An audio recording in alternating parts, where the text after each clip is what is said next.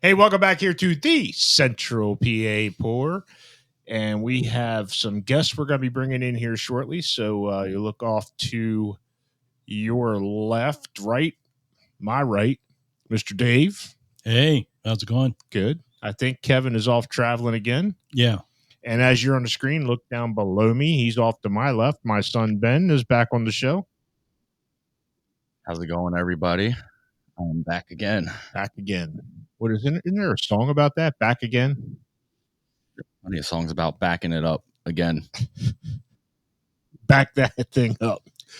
Anyways, give us a like, subscribe wherever you get your podcast, and especially here on YouTube and social media at Central PA Pour. And check us out on the Hopped Up Network. It is a platform that has a bunch of beer podcasts on it, kind of what we're doing. So we enjoy doing what we're doing.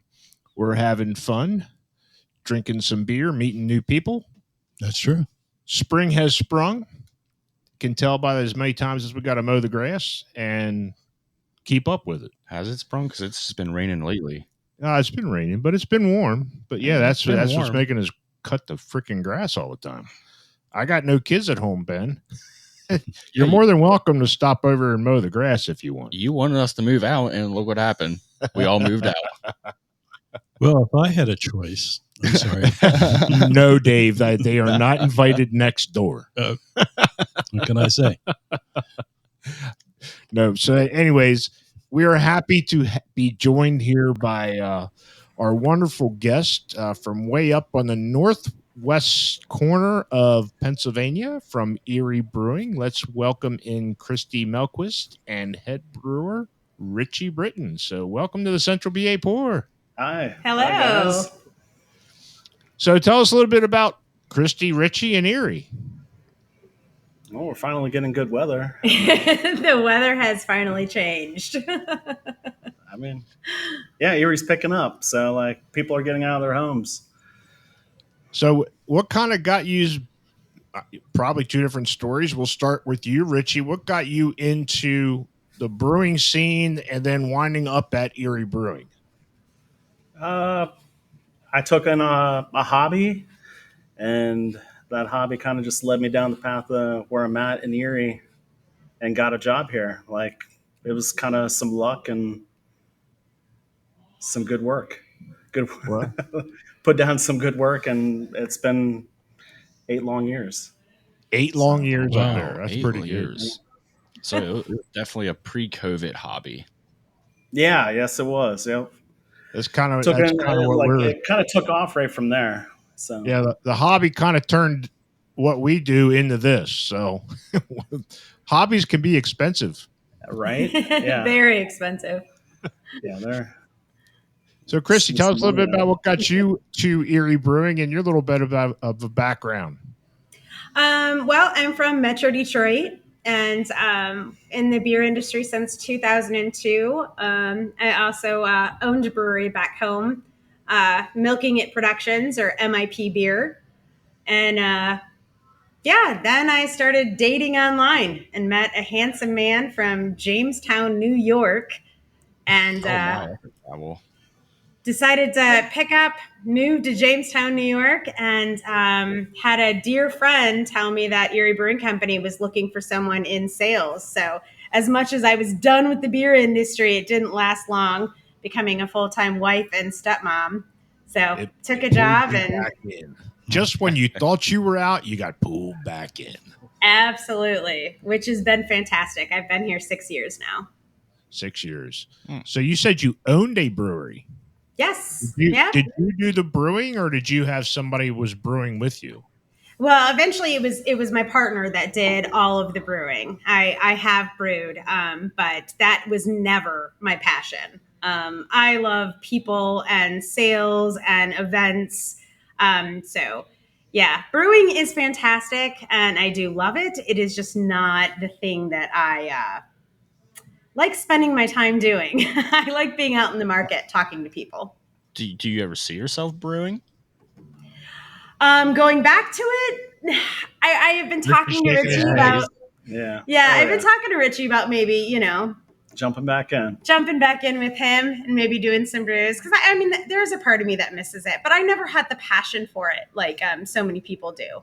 Again, I just love talking to people, and I love listening to people's opinions and hearing, two people can try a beer and taste drastically different things because we all taste everything different. So I find it fascinating, people's stories, learning, being out in the market.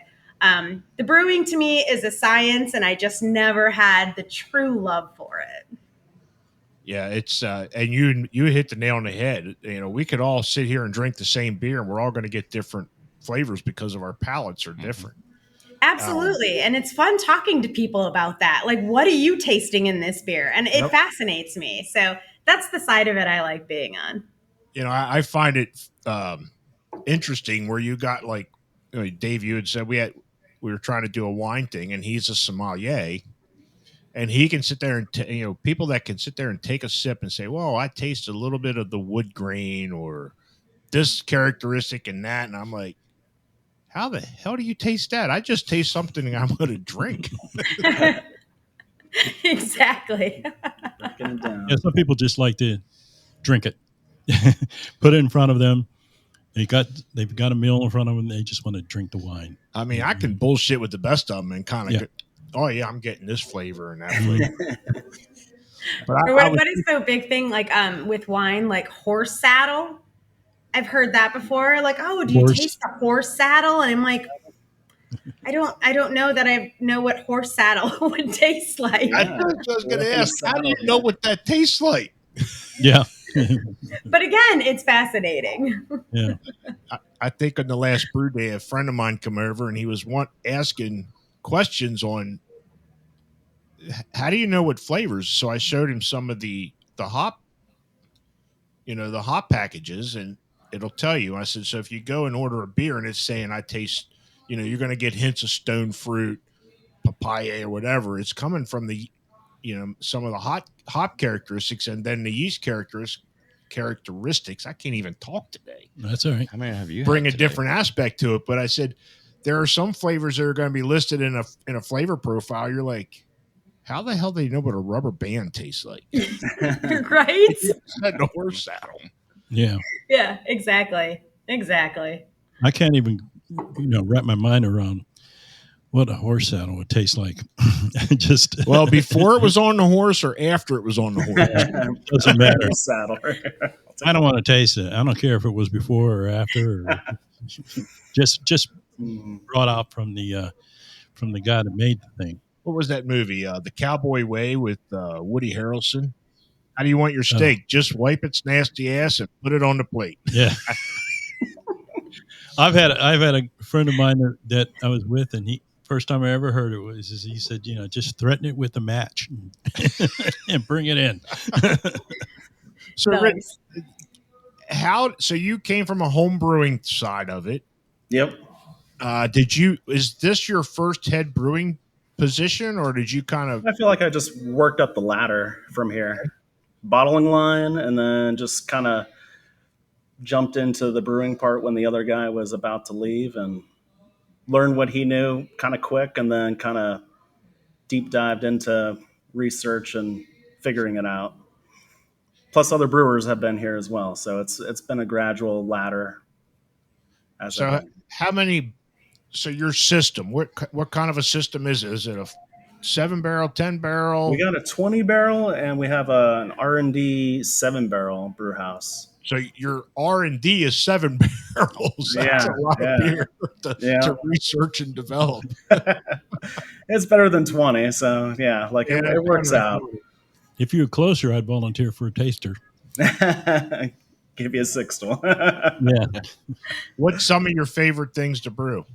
For me, it's hazies, sours, and I'm trying to get back into lagers. So those have been my three big kind of my avenues of what I'm researching and trying out different things.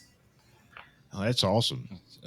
So tell us a little bit about Erie Brewing itself, maybe a little bit of the history of it. How long has it been in operation? Where can they actually find Erie Brewing up in that northwest sector? Well, started at Union Station. 1993. Yeah, 1993 Hoppers, it was called. Uh, it was a couple years there. It moved down to 12th Street location, and it was there in what are those emissions buildings for car Okay. inspections. Yeah, for Yeah, Pennsylvania. so like they were there for a good majority of the time, and then that was where I started, and we moved out of that within like a year, and been up here at Knowledge Park ever since. So it's been a Those good amount of buildings, time. I'll give you a little history on those buildings. They were built for the IM 240 emissions program, centralized testing. And I'm in the automotive field, and our association was a big fight against that for two reasons. It was taking work out of our independent repair facilities, and also it was a consumer inconvenience. Because if they would have put the IM 240 program in, you'd have had to go sit in line. If you failed the IM test, you would have had to go schedule a repair shop to fix it, schedule another appointment, go back and get it retested. So the emissions program that we currently have is a diversified option of the IM 240. And yes, they had built those buildings, and by the time they dissolved that program, and they had all these buildings built. So at least they got used. Yeah, government at its best. Yep. I had no idea. Yeah. So Hey.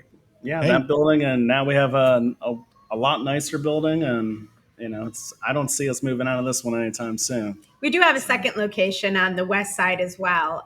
It doesn't have the brewing facility. It's just a tasting room. A tasting room? All right. Yep. Well, speaking of tasting, Yeah. since which you brought one are that we up. going to do here first?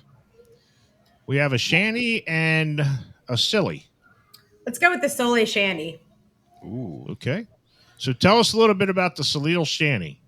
Well, it's a 3.5% summertime crusher beer. It's definitely a crusher. Raspberry lemonade is the taste. It's crisp. It's light. I like how you I was sniffing my beer. Did you just do the Vanna White thing? Yes, you did. I 100% ran away. I like that. That's kind of cool. It's perfect. So it's the raspberry lemonade shandy. Yep. And is this one of your recipes, or is it? This is one that's been around for a while, but I mean, it still has some traction to it, and people look forward to it every springtime. And you don't venture from the two flavor profiles. When you put this shandy out, it's the raspberry lemonade. Yes. For this one, yes, but we have started a new winter shandy, the Loon Shandy. That's a blackberry lemon. Blackberry lemon. So, Blackberry lemon. So we have the Soleil in the summer, obviously sun, and then Loon, moon in the winter. All right. Yeah. Oh, nice. So here's to the Soleil Shanty. Cheers. Cheers.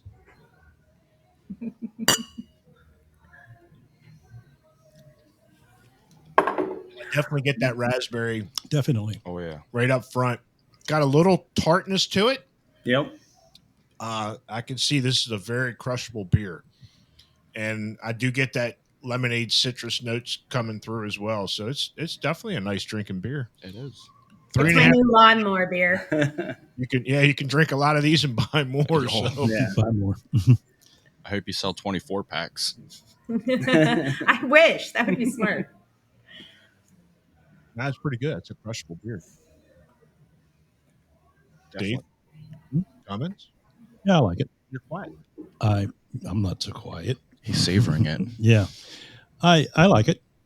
It's a little tart for me, just to be honest with you, because I think it's a good beer. I like it. It's a good flavor. Just a little tart for me. That's why I would. You guys, when you say a crushable beer, that's like on the lawnmower, in the shower, on the back porch, looking at the thing. There we go. Anywhere. That's a good one. That's a good description for this beer. So Yeah. what makes a shanty? Why do they call it a shanty? When it comes down to it, I think it was just throwing the fruit in a light beer. The light beer. Yeah, it's like a half lemonade, half lager. It's like traditional. I kind of figured that's what it was, but I wanted to hear your description of it. But that's what I thought. You know, they I've always known it as like a half lemonade and half lager kind of situation. kind of like Yeah, you got shandies and you got rattlers. Yeah.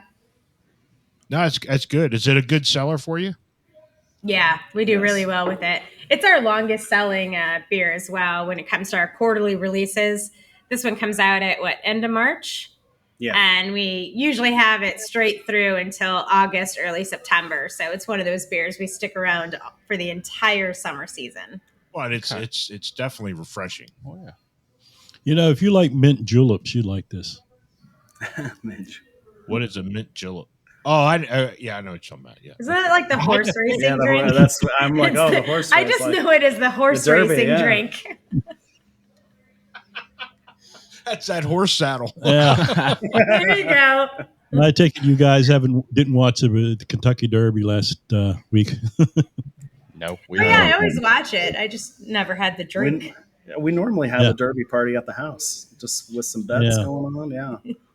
I even forgot it was running. Yeah, they got the Preakness coming up one day after tomorrow, isn't it? Pretty sure it's this weekend. I don't know that That's those this three weekend, races right? are Yeah. pretty close together. Yeah, unfortunately, we're not going to have a triple crown winner this year because of he took his horse out of the race. The winner took his horse out of the race. And Wait a minute. I thought Secretariat was running. Oh yeah, right. You've been watching those reruns again. Anyway, yeah, the guy. And did you hear about the fact that they fined the jockey? You know. Oh, wow. I did hear about that. Yeah, they fined the jockey. What he did was he hit his horse too many times. You're only allowed to hit the horse 6 times, and I think he hit it 8 times. And I'm sitting there thinking, you know, when I first heard it, I sat back and I said, you got to be kidding me. Here's a guy, he's trying to win a race. He's going down there and he's just doing the best he can to win the race. And then he has to come back to himself and say, well, let's see.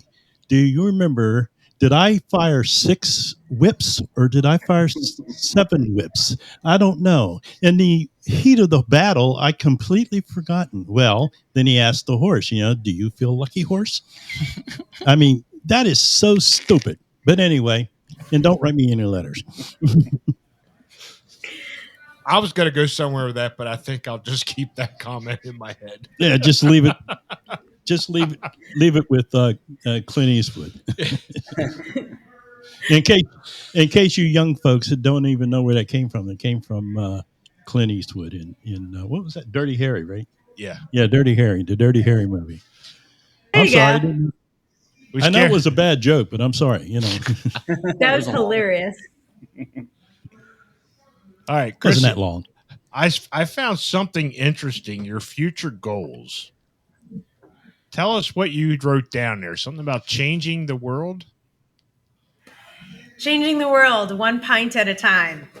I think that's an awesome quote. Yes, That is an awesome quote. Yeah. Did you trademark that quote yet? I did not. I, probably stole it from someone when I was like 20. I have no idea. you should trademark it and let them worry about it. Yeah, exactly. Exactly. So you were the sales. Are you the only sales team, or what is your job responsibility as far as getting the word out with Erie? What's your territory? I'm the regional sales manager, so it's me basically. I handle all of Pennsylvania and New Jersey. We used to be in Ohio and New York, but we're making some changes with some wholesalers, so we're building that territory back up. So I do a lot of traveling out in the market, but nowadays with technology, I can do a lot of my job from the computer at home and the phone, calling people, getting the information to the right people. So yeah, I'm sales. That's kind of how we got hooked up through Vicky at Brewery Products. And I love Vicky. I was just emailing her back and forth today because I'm coming out for a beer event on June 7th. Glenrock Brews and Arts Festival. Yeah. Yep. Unfortunately, I doubt if we'll be there. I don't have that kind of time, but you go out there now. You need to use that quote, and you walk in with a beer and say, "Here, try this," and I'm going to change one change the world one pint at a time. Changing the world one pint at a time. Yep. You ought to put that for the Erie slogan. Yeah, there you go. So, Richie, what some of your original recipes that you've created? Have you created some that you have up at the brew house? And what what are some of your enjoyments of doing that? So like most of the new stuff that's been coming out, like I'm gonna say like the past 3 years have been pretty much mine, or at some point maybe some collaboration with the other brewer. But I might be just having an idea and just jump on the computer and start thinking of ingredients or hop combinations or watching videos and thinking of new ideas. That's kind of I'm losing my train of thought right here, and like just jumping in. Now, where do you get your most creations from when you create a new beer, though? Just I don't know, like you like talk to other brewers or watching, just kind of some videos, or just go into like all the basically the hop farms that you can think of. Check out the materials that they even have. Even they may not even have half the stuff. You have to like contact them and figure it all out. So it's like a treasure hunt of finding what ingredients you want. Yeah, and you never know what's going to be like the new next thing. Like the next hop that you want to try. You're always. I feel like someone always has an edge on you, no matter what. Like there's always another person that has one more piece of information that you need. That's an everyday life. Yeah. Yeah. Well. So as far you had mentioned it, there are trends. There have been a lot of trends in this industry just since in a couple years since we've been kind of doing this. We've seen trends. I think the smoothie sours right now are on the downward side, but that was a big trend there for a while. Was that smoothie thick style sour? Yeah. Yeah, I'm glad it's on the downside. No, did I say that? Yeah, I'm sorry. We said it out loud. I mean, the last one you and I had, we actually had to squeeze the can like a ketchup bottle to get it out. Yeah, you almost needed a spoon. Yeah. It was pretty good though, but that was from a May the 4th be with you 4-pack. That's right. A Star Wars theme. Yeah, right. That was my birthday too. That's what everybody says. May the 4th be with you, and I get out my lightsaber. Oh, I can get that. Hang on. Never mind. But I think some of the trends that, and correct me if I'm wrong, and you two may know something different. I'm starting to see some of the old style English ales starting to make a trend upward, like the ESBs. Yes. Some of the Scotch ales and the Irish Reds. And of course, we're going into June here soon, but the Irish Reds are going to be phasing out. But I'm starting to see a little bit of a spike in some of the old style ales. I agree, and I'm loving it. I mean, with the milds, the ESBs, your brown ales, your red ales. I mean, it's right up my alley. Absolutely. We've started a couple just English beers, just some pub beers, just six stools, just see how they take for the Erie area. So as far as you're saying a pub ale, is that an ESB? Because you're not gonna want to put on your tap room list English style bitter or extra special bitter. I mean, nobody's gonna buy it. You kind of have to change the name up on the way you label it out there for everyone to try. I heard going to really good terminology to use, and I did personally an ESB, and I compared it to somebody else's, and I was spot on. You call it a pub ale. Yeah. That works. Yeah.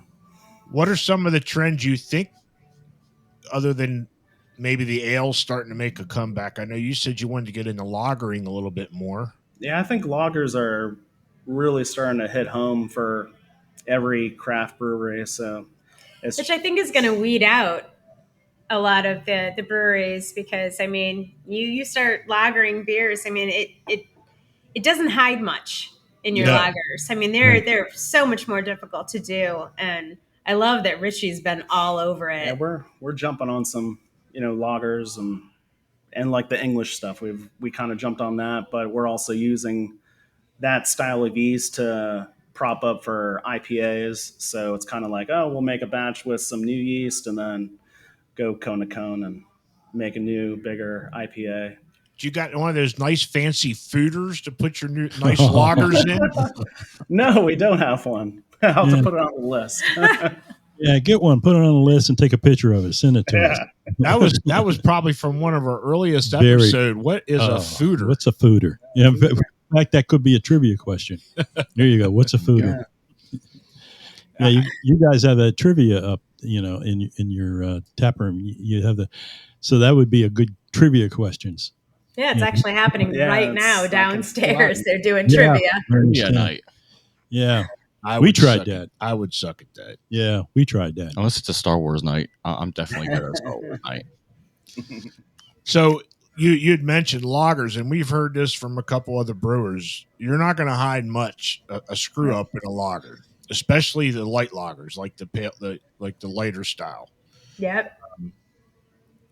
And I was a Yingling guy or a Sam Adams guy for the longest time till I started down this avenue. And I'll drink them now, but they taste like a light beer to me. Yeah. It's got a different flavor profile than when I was buying them by the case. So It's because it is a light beer. Just took you this long to realize it. Well, technically, a porter and stout are considered. They're in the lighter category because they're only usually 5%. But because they're dark, people think they're so heavy. Like, they're afraid of them. It's thin, it's light, but so delicious. Yes. Well, I don't know. Some of the beers that we've had, that we both started out with the Yinglings and the Guinness. Remember, Guinness. We drank a lot of Guinness also, and I still can go back to those days where I will have a Guinness, or I will have a Yingling, or I'll have a Sam Adams every once in a while. But I can still enjoy the craft brew beers because it's different. It's a different flavor. It's a different taste. It's a different beer. Yep. And Yingling is also getting into craft beer. So Is it? I didn't know if you guys knew that, but they've been pushing to get into the craft brew industry also. So we'll have to see what comes from a someone who mass produces beer. See what happens when they do craft beer, because it's a different story, from a craft brew business. Yeah. It'll be nice to see what they can come up with all the high tech gear that they have. Yeah.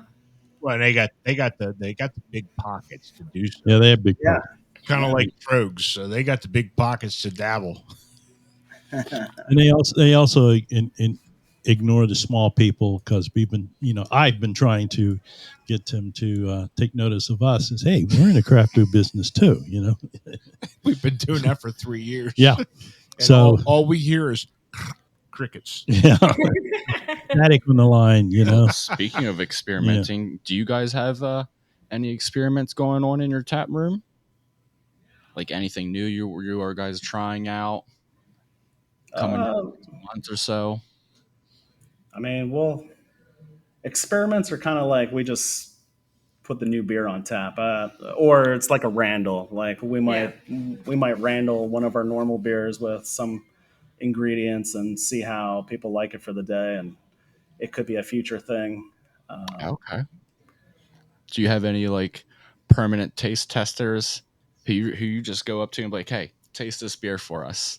Actually, some of the mug clubbers all like, hey, I got something for you. Want to try this out? Like, I know what they like, or they talk about what they like to me. So when something new happens, I definitely come out and we'll chat and give them something from the tank, or tell them what to grab next. So it's my favorite thing a couple times a month to come up here, and when Richy's brewing and back, and he pours all the samples for me, because I'm not at the brewery very often because of my territory. And it's awesome stopping here in the morning, and it smells like oatmeal when you're brewing, or, it's some kind of breakfast cereal. And then we're sampling all the beers out of the tanks, and And then you I got to love go it. drive and do your Yeah, sales. then you gotta go try. Yep. That's And the then I'm driving to best way Harrisburg. Yeah, I enjoy the brewing process as far as that. It's now I'm only doing the 5-gallon batches, and it's a long day. It is a long You day. know, for a big batch, I can't imagine. Now we brewed one of my recipes with a local brewery here last year, and of course, you know, we're the helpers. Hey, Yeah. clean out Yeah. the mash. Yeah, they handed us shovels. That's good. That's good. That's yeah. how you get it done.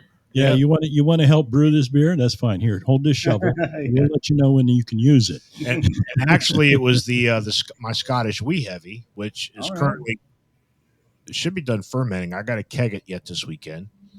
I call it Devils and Skirts. That's my Scottish ale, and it turned out really well. So they liked it. They wanted to brew it, and they put it on tap in their tap rooms. And I was like, this is fucking cool. I go down there, get dinner, and I'm ordering my beer on their tap. So That's pretty You awesome. just turned it up a notch. But yeah, you're still paying for your beer, right? oh, I'm still paying for it. I had nothing in it other than giving them the recipe and the names. Yeah. What happened when that waitress came by and you said, "Oh, this is my beer. I brewed this," and she should have looked at you and said, "Yeah, sure," Yeah. and walked away. I still have the sixtel they gave me. That's almost a year ago. I got to get that back to them. I tell you what, we have another beer sitting here. This is called Silly. Now, is this a rotating flavor profile, or is it always this one? It rotates. Every silly has been different so far, but this is the peach apricot version. This is the peach apricot. Yes. So tell us a little bit about where Silly comes from. There we go. I love it. Where does the Silly come from? Where does the name come from? How did it start? We were making an 8% sour, and Didn't someone say that's silly? Or- someone actually said silly, and then it caught on, and we Stuck. kept it. But it was because we were throwing in like 400 pounds of puree into the one batch. So 8% on a sour. Yep. Yeah. Wow. Yeah. That's pretty high. That is silly. All right. So here's to the peach apricot, however you want to say it. All right. And let's all be silly. Yeah. I like that. Cheers. Let's all be silly. I'm going to drink out of the can.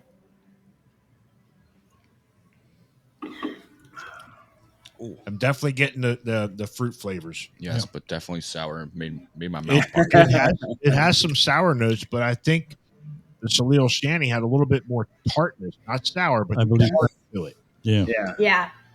This is a crushable, and you're saying this is 8%. Yep. It's not crushable. Some people might. It could still be Crushable, crushable. but you're going to be stumbling. Yeah. Exactly. What are the other flavor profiles that you put with the Silly? Raspberry, blackberry. I mean, there's been a plum something. There's been so many. Yeah, it's. I think we're going on like 4 years with the sillies. Yeah, there's been so many sillies. So instead of plum crazy, you're plum silly. Yeah. Yes. It is actually pretty good. I get both of the flavors out of it, the peach and the apricot. And it is a sour, but it's not puckering to me. No. It's a You're good saying stone fruit sour. And you like sours. I know, but the second taste, it wasn't that bad. It was that first kick that sour just like punched me, eating like a hits you. sour. Yeah, like gets you in the jaw. Yes, It is very clear. but it is good. It's kind of good. I like it. Yes. I Holy like it. shit, Dave, you finished it. I finished it. Here you go. What? I think you shot it. That's Yep. hilarious. You want because another? it's hard on the raspberry, but he Yeah. totally crushed Yeah. on the silly. Excellent. You brought up plum crazy. That was a car color back in the Plum crazy. 70s or 80s, I believe. Yeah, it was. I think it was a Dodge that used it. Yeah, I think Dodge used that in their cars. They called it plum crazy. plum crazy. Yeah, I remember that. When Yep. you said that, it brought back That's a beer name. I got There we it. go. Beer name. Yeah. There Beer you name. go. There you That's go. perfect. Plum All right, so- crazy. We're using it for a beer name. Yeah. It's Yeah, official. she's writing it down. I'm trademarking it. Yeah. Ooh, where's this one? All right. There you go. You guys all good? What was that sound effect? I don't know. Now, Go do you Robo. still keep them on tap inside your tap room, or are these just your Oh yeah. distribution? Yeah, no, we have 25 beers on draft in both locations. Okay. Oh wow, So 25. And we make some sodas for the kids. yeah, we have craft sodas on draft, which are fantastic. I actually do really well with the craft sodas in Yeah. New Jersey at a couple ice cream shops. They do floats with all of our craft sodas. What kind of soda flavors are we talking? Grape, root beer, orange cream, cotton candy. Oh, Yeah. that one Cotton just candy hurts my teeth. Cotton candy. That had to be a kid flavor automatically. Yeah, It is. My kid loves it and she drinks it, and I feel the pain of like cavities and like when she drinks it. I'm like, it's Just- so sweet. It's not Let Yeah. it be. Now, Yeah, how- give her something like 5 minutes before bedtime. Yeah. I mean, it's delicious, but like when you get old and you drink something that sweet, you're like, so Yeah. how did you get into making soda? And is it difficult to make soda? That's pretty easy. And the website where you buy the stuff from kind of gives you instructions on how to make it. Is it that So- Soda Stream? No, it's not the soda stream. No, We just like the R&D system becomes our soda making system. That's interesting. That's Yeah. pretty cool. it's very cool. It's fun because we do the same when you can order a sampler of beer, for everyone that comes in. You also can get a soda sampler, which is fantastic for the Soda. kids. Yeah, the kids love doing the That- same thing as the parents. So That's an interesting concept because most craft brew houses now are coming out with seltzers or Yeah, we have those as and well. stuff Yeah, for it the makes- people that don't like beers, and that's cool. You're craft sodas. Well, it's nice too, like with my daughter, because and nowadays there's still the stigma. It's like the you work at a brewery, oh, it's alcohol. And it's like, well, actually, we sell beer and then we sell soda, and we've got a restaurant, but like, you can go into Applebee's and do shots of tequila. So like to me, it's like, no, I don't like the stigma that you're at a brewery and you don't wear your brewery shirt out, or you're at a kids event, don't wear the brewery shirt out. And I'm really big with, like, my daughter is here quite often and she sees the process of making the beer and making the soda, and she understands it, that it's not this, No, bad thing. and we've mentioned this with when I grew up in that time frame. You went to a bar, and it was not a kid friendly. It was an adult only bar. Yeah. But the industry has changed because of the craft brew places. They're become brew pubs. They're family oriented. They're Yep. pet friendly. You got a diversified menu, and you guys definitely have a diversified tap list Yeah. to appeal to multiple palates and make it more friendly. And I truly enjoy. I'm done the bar scene and way all past that. I truly enjoy the craft brew pubs to go to. It's more relaxing and inviting than a bar ever was. I agree. I mean, we're outside, we're dog friendly here as well, but families come here all the time. And I just think that it's kind of cool. Like when like I said, we bring our daughter here, and you sit down at a craft brewery, we're going to have 1 or 2 beers. We're going to try 2 things. We're going to eat some food and we're going to take off. And it's not like going to a bar, where people are going to be ordering shots and pounding drinks. And so, yeah, I like the family atmosphere. I feel like that is, it gives a taste of what it is in other countries globally. Yeah, it's not like I'm going to be sitting here pounding, getting silly. yeah. Right? A lot of people for Erie, they go with the taster flights, so like 6 and 4s. Like they'll try out a variety of beers and see which one they want to jump into for a full pint. I see that happening a lot. Yeah. I go to any craft brew pub, or even let's just say I go to a local restaurant that serves local craft beers. First thing I'm asking, can you do a flight? Yep. because Yeah. I want that multiple sample size because I want to try everything to see the different styles, what flavor profile, and like you just said, Richie, which one would I want to order a whole pint from? And normally I'm just ordering a flight.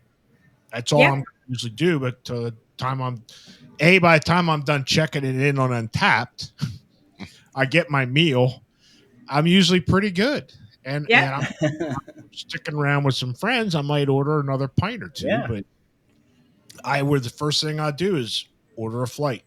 And I try. agree.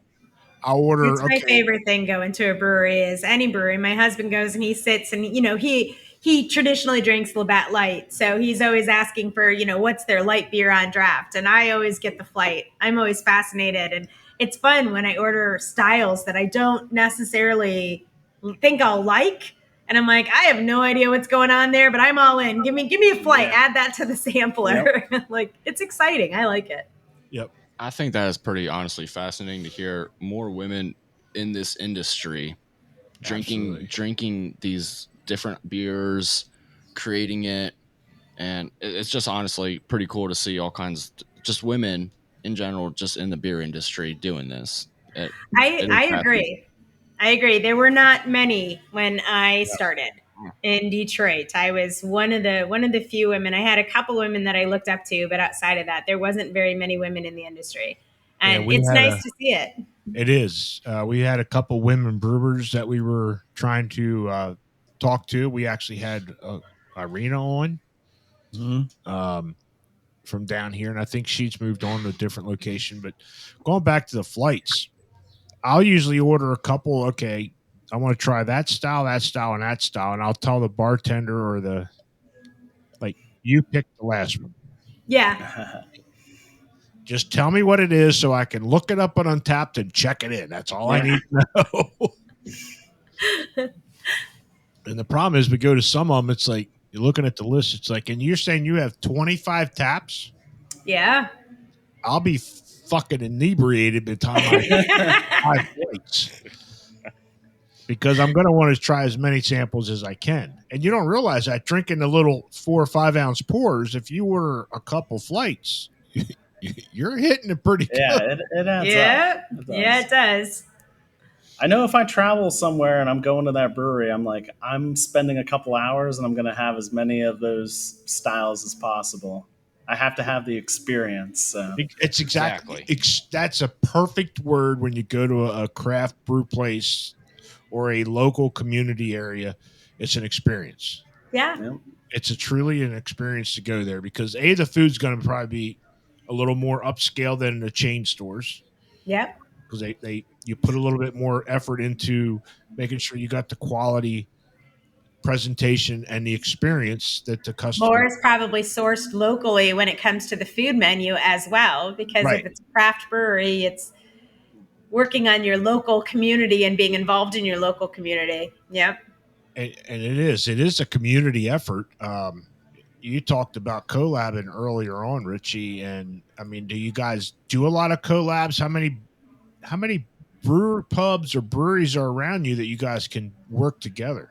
I mean, just within the Erie Lake, what is it? The Lake Trail? Erie Ale Trail. Yeah. I always get tongue twisted on that one, but within the town, we have 5 other breweries just within I feel like around the city or in the city of Erie. Yeah.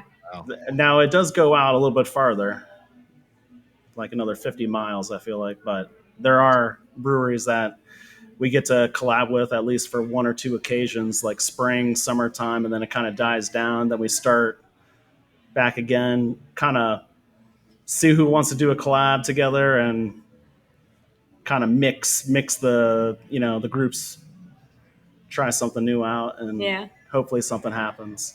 Yeah, I think it's great, and it is a community effort. And I notice, Kristy, part of what your really vision is you want the community and the charities involved, and that's kind of a passion that's driving you. 100%. I mean, I think with any business, being involved in your local community is huge. You employ people from your local community and you pay them a living wage and you give back to your local community. I like that. I feel in some level things have gone full circle. Growing up, the biggest thing was like, oh, there's chains, and chains were really cool. It was really amazing to find a TJF Fridays and things like that. And now I'm all about local community, give back. And we work with the Anna Shelter here, which is a rescue shelter, and we do so many events that donate to that. And we just did this recent thing with Penn State. It was a case study with students from actually all over Pennsylvania. It was the Midwest case study competition. Yeah. And they chose Erie Brewing. And they chose Erie Brewing Company. So they had some topics, and Richy gave them a tour, and then they actually had to do presentation on these topics based on our brewery. And Richy was the judge. Yeah. A lot of pressure. But, being involved with the local college, and then all the families came here for dinner and drinks, and it was just fantastic. That's awesome. Yeah. That's what it is. Being an independent, locally owned business, you have to set your footprint in the community to make you stand above everybody else. What am I giving back to my community? As we're recording this currently, I have a rewards program in my shop. So every customer has a rewards program, kind of like you go to the grocery store. So this month we're giving back to a local veteran association. So people have the option to donate back some of their reward dollars for this month. And at the end of the month, I'll cut a check to the charity on that donation request. So that's fantastic. I'm a veteran, and I like to support the veteran charities. We also work with another charity down here that has been a big component of my mother's and our church for years, called New Hope Ministries. So every winter I will donate back to them with a food drive and a toy drive. Nice. And thank you for your service. Oh, you're welcome. You're welcome. Well, speaking of, we got more beer here. It just magically appeared. Just magically delicious. So tell us a little bit about this. Now, this is going to be somewhere up your alley because I got this locally through your distribution channels. Uh-oh. Hold on a sec. Yeah, somebody just hit the big pot on the trivia night, right? I don't know what's happening. Hold on. We got to figure out the music. 1 sec. Okay, maybe it's a live band. Jeez. Do you guys have a live band night? I didn't know the music downstairs would, they had trivia going on, and it may have just finished, and I didn't know the speakers would all just pop on like this. Yeah. Well, it isn't that bad. I mean, No. it's faint. It's not. It's very faint It's not behind hateful. us. I can faint. still hear you. I can't even make out the lyrics. Yeah. Well, I mean, it was, once it started, I automatically thought, I'm like, this isn't going to work.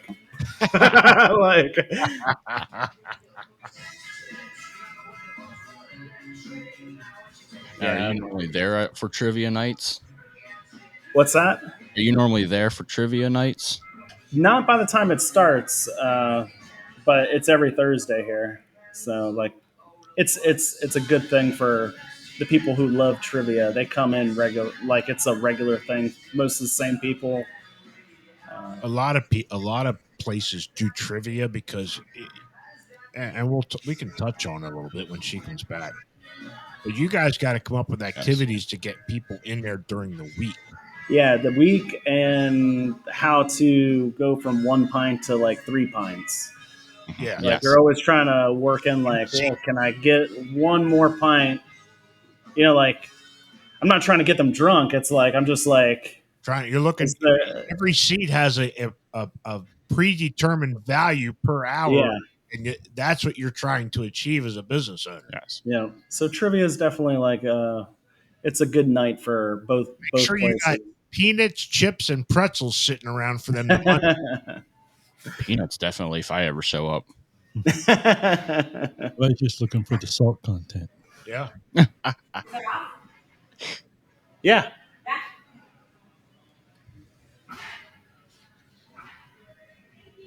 I don't hear it. Yeah, if she was asking me if it was off. Oh, okay. Now, is this an upstairs room that you guys are in? Yes, it's what do we call this room? It's like a room you can rent. Oh, But I so it is forget like an event space? Yeah, it's like an event room upstairs. We have a second. There's two different tap systems. Like they're all linked together. But like we have the downstairs bar, and then we have the upstairs one, just in case we have like events happening. So you don't have to walk up and down the stairs with drinks. Right. We have a big outdoor area that overlooks the lake, so it's really nice. It is a very nice view. All right, so we do have another beer here, and this is one I got through the distribution channels because of your efforts, Kristy. This one is called Railbender. Oh, the flagship. So it is a flagship. Cool. Tell us a little bit about Railbender. It's the one that keeps Erie Brewing going. Yeah. It's the go-to Scottish ale. Over 30 years of brewing this beer. Yeah, I make it pretty much. So it's a every Scottish other week. ale. It's not a Scottish wee heavy. Or it's a Scottish ale. The wee heavy is Old Red. Okay, because that's what's in my fermenter is a wee heavy. Okay. But I we kind of talked on it. Ales are starting to make a little bit of a comeback. Mm-hmm. Yeah. Like different styles are definitely popping through where the brewers are making them. They're seeing how the public's going to take it, and if it's a good style where it kind of goes in a decent time, you're like, okay, I'm going to make another one, fine tune it a little bit, maybe try the malt you passed. It went with the other way because I feel like I'm always like, do I go one way? And then next thing I know, I'm looking at something. I'm like, 3 more ideas pop in my head. Like I need to change out the hops. I'm going to try this combination with like, I don't know, adding more wheat than oats for something. So what kind of hops would you put in this Scottish ale? I'm going to go with more noble hops. Okay. Because I'm using a lot of Fuggle and East Kent. Yeah, you're right on the money for us. Fuggle. I love Fuggle. We do we'll have like Columbus as our like bittering charge for it, but like Fuggle, East Kent Golding, and a little those Scottish both, ale. Both great, yeah. All right, so cheers to the Railbender. Cheers.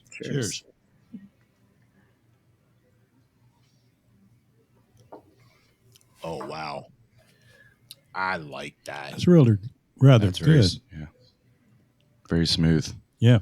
It's got a little sweet tone. I mean, it just has like just a couple notes, and like it just kind of just goes away, and it's got a little sweet note to it, just a hint, and this is a good one. Yeah, what's the percentage on this? I don't know. 6.8. 6.8. Now, to me, this is a nice crushable beer. Now at the beer fest, Railbender is the most talked about thing with most people that have been drinking craft beer for a while. Yeah, it is their jam. They want to tell you a Railbender story, and then normally it isn't like their best night, but they remember it very well. They remember it very well. I had a couple Railbenders, but I don't remember them too well. Oh, I definitely remember a few. Hey, you do. No, this is a nice. I get a little caramel note out of it, which brings that sweetness to it. Very smooth, and that ale dry finish is just perfect. Very clean, yeah. It is clean. It's definitely a clean finishing beer. Now, I will say, I just brewed this Scottish wee heavy. I didn't hit my marks. I'm going to be a little off of where I wanted to be. My OG was not where I wanted it to be. My final gravity is going to be a little lower where I wanted. So it's not going to be at the 7% mark. It's going to be a little lower. And it's like, what did I screw up? I was going to ask you, what did you do right in the beer? Because none of the marks have been hit. As long as it tastes good and looks good, I'm all right with it. Yeah. It's not right. Hey, cheers to that. Yeah, cheers. Cheers to that. The only thing that's going to show on the report is my brewing efficiency sucked. That's all it's going to tell me. To be fair, your brewing efficiency is pretty good. I don't brew. I come over and drink beer and eat pizza while he brews. So, I love that. See? You're inspired by other things, kind of like me. It's like a friend with a boat. Like, It is. I'd rather just be on the boat but not take care of the Yeah, boat. be on the boat. Yeah, that's it. Exactly. I'm good with the boat as long as it's not mine. Yeah, Yeah. you brought up being on the boat. It's kind of funny because I'm trying to set something up with my brother who's in Virginia Beach, and he's all into boats and everything else. And I said, well, why don't we go do something extravagant with the four of us? Why don't we go out and do some deep sea fishing? And he says, There we go. okay, no problem, I can do that. Now, there's two types. There's one that's called a fishing, and there's one that's called a boat ride. and he says, once you get out there and you see that land isn't there anymore, you don't see land. Everybody wants to get back to shore, and he says, okay, well, this is now a boat ride. Well, the two happiest days you own a boat: the day you buy it, the day you sell it. Right? So, There you go. Oh, he was deep into all that. I mean, you come over the one time when I was working on the camper, and you said, "What are you doing?" I'm like, "Putting money in the money pit." Yep, exactly right. It's the same as hobbies. Yeah. What are some of your not brewing activities? What are some of your personal enjoyments? I have a big hobby of bowling. I buy, bowling. Bowling is definitely one of my top. Get inside on this joke. She just immediately started laughing when you said, I don't know. I talk about like, hey, there's a new bowling ball coming out in a couple weeks, He's really into nobody bowling. else cares about bowling at all. I'm just like, I'll just completely change a 180 conversation. Like, well, hey, let me show you this picture of this new bowling ball that's about to come out. Check out my ball. Yeah, Look at these balls. I love it. I think I it's wanna know- absolutely fantastic how into bowling he is, but it does crack me up. yeah. How do they come out with a new bowling ball? I thought it was just the same type of material and the same Oh shape. no, it's not. Same. It's I will say the blue hammer that I used to bowl with was premier when I owned it. yeah. But the lanes and the oils and the synthetics have changed. That ball I can't even throw anymore. yeah, it's different. Yeah, I think I'm up to 9 bowling balls so far within Wow. a couple 9 years. Yeah, 9. Yeah, too many already, but I know. So is that AC/DC song about you? I've got big balls. I got it. Barely carry them around. 2 is just normally enough. So do you bowl in leagues?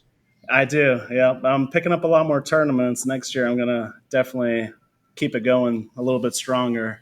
Any aspirations to get on the PBA? No. But it's a good hobby of busting out some anger. So like, I'll throw some speed balls down and we'll see what happens. So as far as the bowling leagues, if I remember when I bowled, and I haven't bowled in years, but it would be basically a drink fest because we're playing poker. Yeah.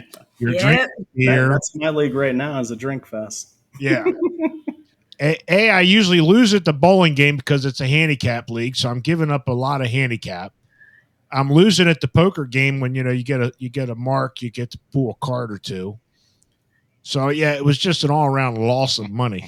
Yeah, pretty much. I did pretty good for money this year. We'll say that, but like yeah, well, I'm already amped up for next season. We'll see. It's only been Richie's a couple a very weeks good off, so, bowler too. yeah, How many 300s? I only got 2, and I was Only close got to my 2? first 800. Yeah, Did you get close them in to my- league? I did get them in league. Yep. So then you got all the recognition, the ring, and all that stuff. Yeah, I got the ring, so it's like a secondary high school graduation ring. That's awesome. I got close, Richie. Big old one fat time. ring. I got close one time in league. It was a regulation bowling league. I threw 10 straight, and the whole alley stopped, and I choked. Yeah, they got to watch. Yeah, that's the best part. Like I'd rather them boo me than be all completely silent. I looked around and I think I was okay with the people watching. I put too much pressure on myself. All right, they're the same spot, the same roll, and you're going to get your ring. I was thinking of the 300 ring. It's the only thing I thought. And I threw a fucking split. Nice. The worst. It hit that head pin and just split. I was like, Oh no! oh shit, there went that. Then everyone walks away like kind of Yeah, sad. everybody started bowling again like like- that. He fucking choked. Somebody walked away and said loser. Yep. Now, what about you, Kristy? What do you do when you're outside day-to-day life, outside of the beer industry? Well, there's not a whole lot outside of the beer industry because the things that I love doing and volunteering with nonprofits, what I bring to the table is the beer. So, nonprofit organizations, Tour Detroit, things like that. I actually manage and work with the wholesalers to bring in the beer for the events that they're selling for so they can raise money for the nonprofits.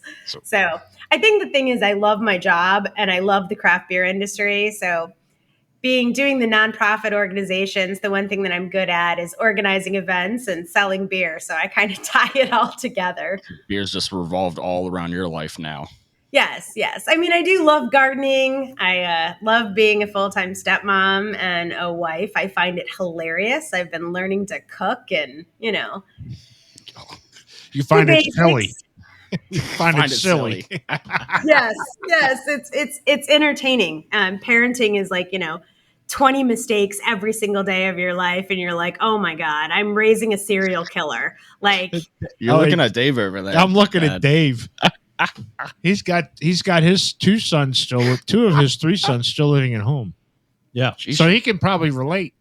Yeah, I mean it's insane, but no, I'm just lucky. I love my life. Yeah, that's I don't. Cool. That's too You cool. look a light. We're like fading into the dark. We are fading in the dark. Yeah, Actually, I was going to say, can you turn some lights on? Yeah. Well, we just have these massive overhead lights, which is going to get really bright if we do that. That's fine. Let's Okay. see what it looks like. Let's see what it looks like. Because it is starting to get pretty dark. It's too dark in here to find the light switch. I was wondering because I Looking like thought that in Harrisburg area we would get darkness before Erie. But what can I say? Oh, Actually, that's pretty good. Yeah, that's really good. That's pretty good. I yeah, think you just blinded Richy though. yeah. It's like, oh, I don't. I think you lost the vision. now. Now we got to do that whole section all over again because Yes. now Yeah. we can see you. I'm just fucking joking. Let's start from the top. That adds character to the. Yep. This whole thing adds character to the. And you had video. mentioned it. Guys. I might edit it off, but this is a retake because we had technical difficulties the first time around, but it's just as fun the second time around. Yeah, it is. I want to cut that out. Yeah. I'd still leave it in. Actually, we have some in the past where we've had some practice runs and had to redo them. So, Yeah. Anything you guys got planned over the summer months? Anything special? Where can they find Erie? Like at any brew festivals? Do you guys get out to do that to help spread the word, even though you are doing distribution? Oh, yeah. We've got, obviously, here locally, the big one that we do is Beer on the Bay. And that is July 23rd, or it's on the third weekend of July. It's the big one here right on the bay. It's absolutely beautiful. And I do many beer festivals throughout the state of PA and New Jersey. This is the busy season where it's every weekend there's events going on, which I absolutely love. So we definitely get the word out. We got Richy does one in Ohio. I'm doing the Ohio Pile Beer Fest, so that's coming up in June. I'll be there. Can't wait. Awesome. So when you're coming down to the Glen Rock Arts and Brew Festival, you'll have to call me and let me know where you're at, because I think even though I'm not available to go attend that event, love to get with you. We could take you to a local place down here in York. Oh, no, absolutely. I'm actually coming out to the territory of brewery products quite often this summer, just because it's the big release with them taking over that whole market. So I believe I'm doing 7 different beer events between June and October. Are you going to be at Brew Kids on the Block in August?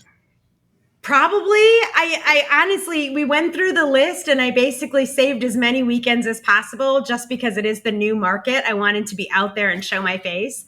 'Cause, But I mean, literally every weekend until like November, I have a your beer summer's event. already shot. Your summer's gone. Yeah, it is the funny thing. I've been like, okay, wait a minute here. Everyone's out having a good time, and this is the season where it's like, all right, bye, husband and kid. Yep. You guys go golfing or go swimming. Hey, honey, we're going on a vacation to Glen Rock, PA. Yep. No, actually, that weekend is my wedding anniversary. So Oh. today, no lie, I was looking at it and I'm thinking, what we've got to get done for that event. And my husband was mowing the lawn. I stopped him and I was like, hey, so you're going to go with me? And he's like, okay, why? I'm like, because it's our wedding anniversary. And if not, I'm not going to see you. So you're going to come work a beer festival and I'll take you out to dinner and drinks. You know why? Because we're going to change we're going to change the world one pint at a time. So happy anniversary, right. honey. All right. Cheers to that. Cheers to that. But you know what? He does not complain. I mean, you know, he gets to go away for the weekend, drink all the beer he wants. He's pretty happy. That's pretty awesome. That's awesome. I tell you what, we've had a phenomenal time talking to you two. Yes. I know we say this, it's redundant. We need to get time to get out more. Someday we'll have to trek up to the northwest sector of PA and stop in at Erie Brewing. I know you guys said you have a restaurant as well. Yeah. Oh, yeah. We've got 2 locations, 2 full restaurants, and you guys have to come out. We'll hook you up with a hotel room, give you a tour. Oh, There we go. Vacation away from your kids, Dave. I heard that. I had that. It wasn't long enough. Yeah, you know, the thing about Erie is the fact that, you know, you can hit 3 states almost. You know, you can walk right. over to Ohio, or you can walk up to New York. You really Yeah. can. Yeah. Or take a boat up to New York. I'm sorry. I haven't done that. I used to go up to Erie every once in a while, and that was back a while ago. I'm not going to say how long ago, but I have been up there, and we enjoyed it. We enjoyed Erie. Had a lot of good friends up there. The 1800s, right? Was that before the falls or after the falls? The falls of It's like a carriage with horses. Niagara Falls. Well, the thing, yeah, right. Go ahead, say it, Dave. No, I'm not going to say it. I'm going to stay civil. Go fuck yourself, Brett. Yeah, you said it. Man, any last comments? No, this has been an exciting time to get to know you guys, the location of what you guys do, and the beer is phenomenal. It's just, they're all crushable in my opinion. Richie's badass. He is inspiring. He's always making changes and looking to learn. And that is key to me. When someone gets bored with what they do, I think it shows. And Richie is constantly looking to better himself, better the industry, and learn. That's awesome. It inspires me when I see what he does. So inspires way you too to nice. Kristy's way too nice. Well, I thought it was interesting earlier when you said you're brewing the beer. You already got the plan in place, and you're like, oh, what can I do different here in this process? Yeah, there's always something. Did you guys ever brew a pumpkin beer? We do. We Johnny Rails. Comes out in 2 months. Yeah. 2 months. don't be counting that down early.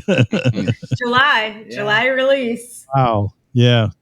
It's not. I'm not down on pumpkin beer. It's just that it's not one of my favorites. I don't run to a bar and says, "Hey, did you get your pumpkin beer out yet?" You know. And you're talking about that, but brewing it, and Kristy, you said this in the beginning. It's a science. Yeah.